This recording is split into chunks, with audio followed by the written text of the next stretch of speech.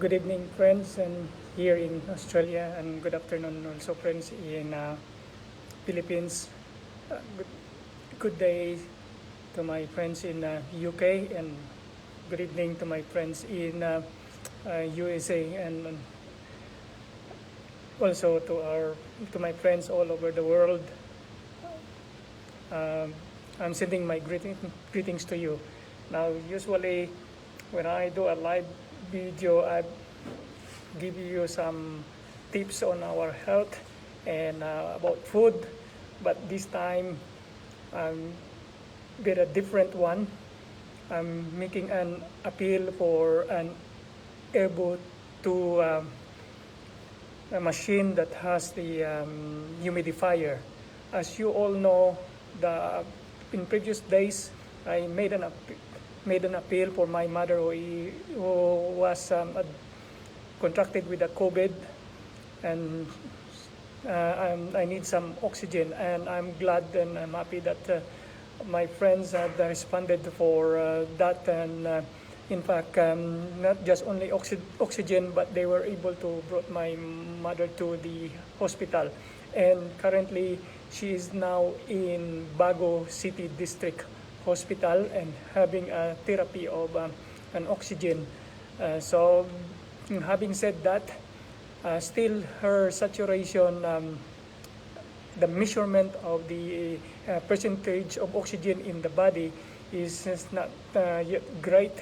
She was not able to maintain the saturation above 90%, and she's just only having an 85% and sometimes going down below 85%. And so I am making an appeal for every one of you, and for those of you who are watching, I need help for this machine that I've been looking for. This is an Airboat 2 humidifier machine. This machine, I use this for my patients in the recovery that has a struggle with their breathing. And also this machine is available here in Australia, and we use it also for patients who are suffering from COVID-19 with the difficulty of breathing, and it's quite really helpful for the patient for their breathing. This machine is only a small machine and is a little less expensive than the machine that we use in ICU or in CCU. We call it ventilator. Probably some of you are familiar with that ventilator. This machine as well is quite similar to CPAP machine, continuous positive air pressure machine, but this one is very simple to connect with the oxygen, and it humidifies the oxygen, and it can deliver the high percentage of oxygen to the body. So instead of having a mask, she's currently now having a mask oxygen that connected to the oxygen and delivering 10 liters or more for every minute. And I do believe that this mask with a high concentration of oxygen, some of those oxygen are slipping out from the mask. But this machine that has nasal prong that goes into the nose, it can deliver the high concentration of oxygen, and at the same time it can humidify it, so that the air, the oxygen that goes into the lungs is warm, and that will help the cells of the lung to expand, and at the same time it also drying the secretions that inside the lung. So I need desperately this machine for my mom, so that she can have this and be able to maintain the saturation above 90%. And in the long run, if she will get better, the less that she can stay in the hospital, the less the consumption of oxygen in the hospital, and she can go out in the hospital, so we can free up the bed in the hospital. I think this is the machine that should have each of every hospital in the Philippines. It's sad to say that that there's none in the district hospital, none one, and it's really less expensive than the ventilator. But of course, the price is still a bit high, so I need probably about $5,000 to buy this machine. But this is only half of the price of the ventilator that we are using in ICU and CCU. And in fact, COVID-19 patient doesn't need that much of the ventilation that comes from the ventilator. So if you really familiar with this one, I'm making an appeal for you that I need this machine, and if you can help me find this machine for my mom, and I desperately need it. So I'm making a solicitation for your from your heart. Any ideas where I can get it in the Philippines or here in Australia? I need it right now, so I can send it to my mom in the Philippines. And once it gets better, we can use this to other patients as well who are suffering from the same condition of this COVID-19. So I hope that you are getting this appeal for me. And tomorrow I'm making an appeal as well for your small contribution that I can acquire this machine. If there is one in the Philippines, I can buy there in the Philippines straight away and send it to my mom. And if there is none, there is available here in Australia that I can buy. I can send it to my mom. So please, I'm making from your heart, that we can use this machine, and at the same time, we can also make a trial if this will help with the breathing of the patient who is suffering from COVID-19. So I come from Valladolid and Bago City, Negros Occidental in Philippines, and these two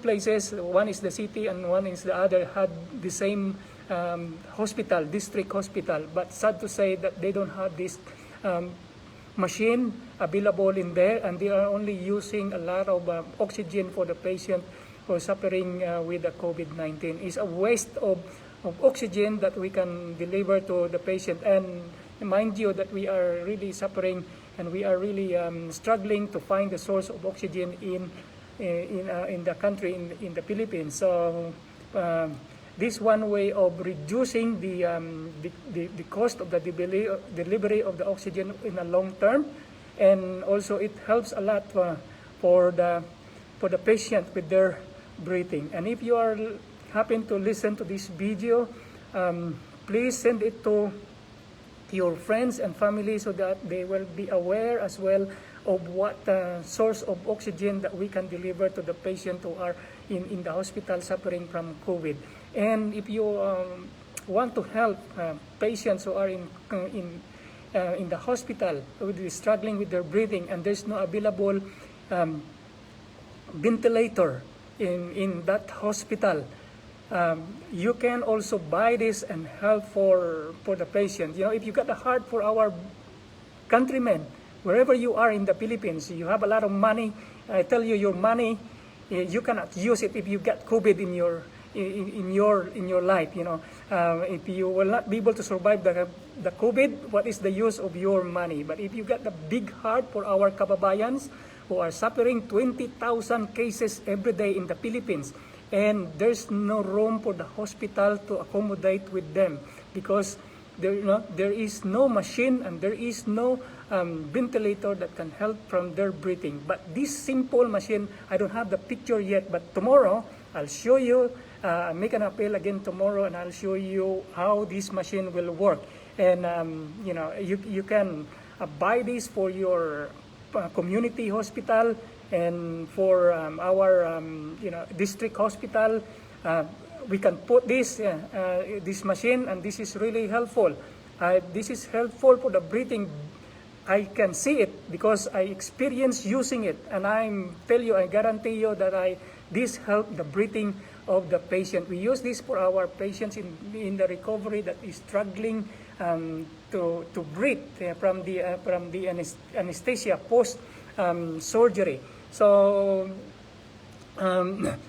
again, this is one way that we can help our kababayan, not just only for my mother. I'm struggling that I need some financial help to acquire this machine, but wherever you are, get this machine and donate it to the hospital, and that can help for our kababayan with their breathing. So please, there are people in our country, in the Philippines, that died because of the lack of oxygen delivery in their body. And sad to say, our hospitals, there are no oxygen even in the ward. What a kind of waste of building a hospital without oxygen. And the oxygen is become the business in the hospital. Whenever you have the patients in the hospital, they put your patients with struggling with the breathing with the oxygen, and they charge you every liter of the oxygen that they are using. Here in Australia, it's free. And I cannot show you, because of privacy, that every bed in the hospital here in Australia has got the supply of oxygen free for the patient who is admitted for the hospital. And so that is the situation in our country, in the Philippines. If you love the country, if you love our kababayan, and let's do this one. Let's get this machine and give it to the patient. It will help them, at least. It will help their breathing, and we're not wasting so much oxygen in the hospital. So please, again, wherever you are, and if you are listening to this message, send it to our President Duterte, and to President whoever, to our Secretary Duque, to the Senate President. So much politics in Philippines that talking a lot of politics. The people are already dying, and the money in the Philippines goes into corruption. Now we want this. We want to have this in every hospital in the Philippines, at least. Buy this machine and help our kababayan. So again, if you are, I feel really sorry that I'm having an emotional with saying with this one, but that's the reality in our country. We love our people, we love our kababayans, and our hospital cannot accommodate because of the lack of facilities and funds, and lack of equipment that needed by the patient. So this is a very simple machine. It can, no need to have a big connection for so much trouble in connecting into the oxygen. I'll show you tomorrow how does it works with this machine. I haven't, as I mentioned, I'll present it to you and making an appeal, and I need this one too as well for my mother. So if my mother had used this and will survive, I'll also let the patient other people use this machine for their breathing. So again, in those of you who are listening, share it to your family, share it to your friends. This presentation of mine, this short video of mine, so that they will be aware of how to manage the patient in the Philippines for their breathing. So please, and those of you who are there, those who have money, those who have, I'm calling you to give your generous support and heart for our people. You think that it will not affect you, the COVID-19. Whenever you have a patient, you have a kababayan suffering in the hospital, do you think it will not affect you? It affects every one of us. It affects all of us here in our country and the whole world. So where is your heart when you see that people are dying, and you can do something, even helping them? And I'm so thankful for the people who have generous heart to lend the oxygen for my mother, she was able to survive at least for another day, because when we measure her oxygen level that time when I make a first appeal, it's only 70%, and that is 7 o'clock, 8 o'clock in the evening. And if she doesn't have any oxygen, she will not survive for that night. And I'm glad that there are kababayans of ours that has the heart, and of course that is the spirit. We have that spirit of helping one another. Matulungin po tayo. Yan po ang nature natin ng mga Pilipino. We have matutulungin po tayo. Kaya tulungan natin ang ating kababayan. Huwag na tayong masyadong magpolitika diyan. Isipin natin kung gaano karami ang taong namamatay araw-araw sa ating bayan na dapat hindi sana sila mamamatay. So, kaya ngayon lang araw ang aking kaibigan, ang aking kaklase, TI nila na mamatay. Like, my heart goes with them. Hindi dapat sila mamatay. Kung ang COVID na to ay hindi to talagang nakakamamatay, kung COVID lang ang dahilan, ang ating katawan maari siyang makapag-survive nito kung tama lang ang ating ginagawa sa ating katawan. So, my friend, family, and folks all around the world, sharing this to you and making an appeal to you that I need that airboat 2 machine. Those of you who have the access to internet, you can have a look at it and see how does it work. It helps the breathing of people who have had the weak lungs, due to secretion or even due to the anesthetic when they had the operation. So again, we can use this. Our ventilating the patient with the COVID-19 don't need too much ventilation from the ventilator. What we need to is to build them their strong immune system, support them with their oxygenation, and how can we support them without the machine? So this one is a helpful machine. So we need to get this. And as I'm saying, right now here in Australia, they are using that airboto machine for the patient who has a difficulty of breathing. If not so much, that they don't require the ICU or the ventilator from the ICU. They just only use this machine for their breathing. So again, thank you for listening with me, and extend this information to your friends. Copy in your timeline, send the message to everyone that we need this machine. And each of the hospital in the Philippines, the district or the local hospital, the small hospital, at least should have one, because I think the cost of this machine in the Philippines is more than $200,000, 200,000 pesos, sorry, 200,000 pesos for just one machine. So it's quite expensive, but it's not that much expensive compared to ventilator. So, but here in Australia, it's a little less the price from the Philippines. So again, my friends, I'm appealing you and to all the people around the world who are listening to my presentation this evening. Wherever you are, you can channel your financial support to get this machine. And if I get more than one, then I can send it to the district hospital in Bago and in Valladolid, where I came from. This place is where I grew up.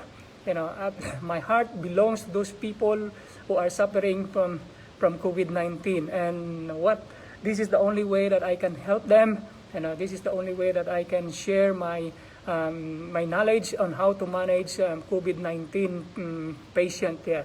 So again, we need this machine, and I need this machine for my mother. And you can channel your support to me. You just can send your little support for me. Just send me a private message on my Facebook or on my messenger that you are willing to embark on this machine to help our brethren and our kababayans in the Philippines. And I'll I'll send you how to I'll send you the link, or I send you the account where to contribute your money to get this machine for our relatives, our family, and our kababayan that needs this equipment, this machine that that they need for their breathing. So thank you for watching. Thank you, J. Daryl Casilaw, and I would like to thank you for your help as well. You're one of my friend that facilitate to help my mother to get the oxygen. So thank you for that. Again, thank you, Tito Clito, Anak Clito, for Caliego, for watching. And as I said, I need the machine, Airboot 2 humidifier machine that helps the breathing of a person suffering from COVID-19, or for anyone who is struggling with their breathing. So I hope that you get the message, and I look forward for you tomorrow. And I'm making an if you send your support tomorrow, I'll let you know, and where we can get this machine here in Australia, and I can send to my my family, my mother, and to our kababayan in the Philippines, especially to my place in Valladolid and Bago City, Negros Occidental. So thank you, and may God bless you, and I'll see you again tomorrow, and I'll promise I'll show you the picture. But if you got an access in the internet, you can have a look at that. Again, I repeat it, Airboot 2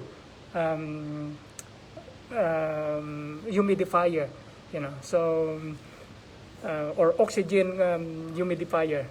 And may God bless you. And again, we are praying for our kababayan, for our relative, and for our family who has been affected with this COVID-19. And I think it's we need to put our trust, not just only our work, but also our trust in God. The power of God to give them the healing that they need. So let us pray, and for every one of us, our loving Father in heaven, oh Lord, we commit our lives unto you. And in this moment, I commit my life, the life of my mother, dear Lord. She's struggling with her breathing due to COVID-19.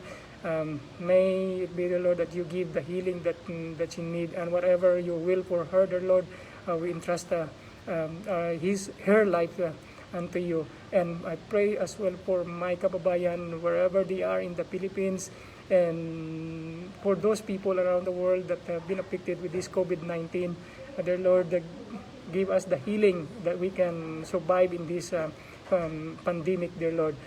Give them the healing. And for those who have lost their loved ones, may you comfort them, dear Lord, and may you give them the sustenance of your grace. In Jesus' name we pray. Amen.